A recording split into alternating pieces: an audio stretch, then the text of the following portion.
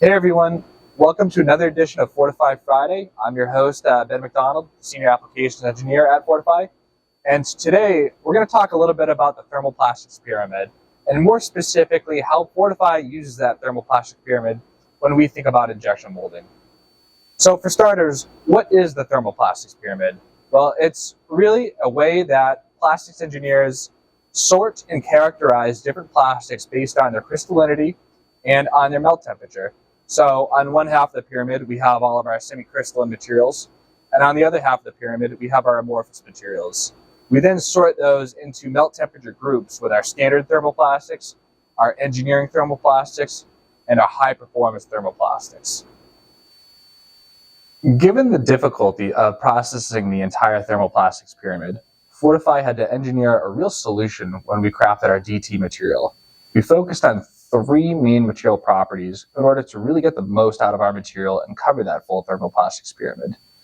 Number one was the tensile strength of our material. We needed to make sure that we could withstand the rigorous ejection process of all of these thermoplastics, doing so over and over again. Then we needed to tailor the stiffness of our material to withstand the injection pressures of some of the more viscous materials, like a glass-filled polycarbonate. After that, we had to tune the abrasion resistance of our material to make sure that over time we wouldn't wear when we were molding really abrasive materials like a glass-filled nylon. And on top of those three, we needed to make sure we had a heat deflection temperature that was high enough in order to withstand the injection temperature of all of these different materials. And by going after those three properties and the heat deflection temperature, we were able to really craft a material that can withstand the full thermoplastics pyramid. So at Fortify, when we think about the thermoplastics pyramid, we don't just think about the pyramid in terms of your engineering thermoplastics and your amorphous plastics. We also think about the pyramid in terms of expected shot counts of material groups.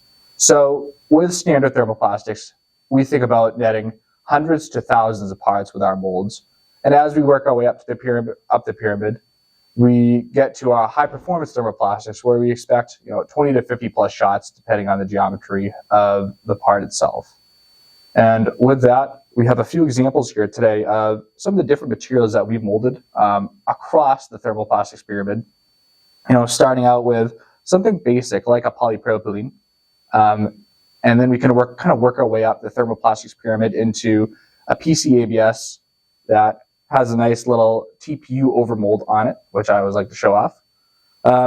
We can then continue to work our way up to an Oldtem airplane badge, and finally up to this little peak housing part that when you drop it, it really makes a great noise, just showing off the glass fiber content within that part. Well, thanks for tuning in, everyone.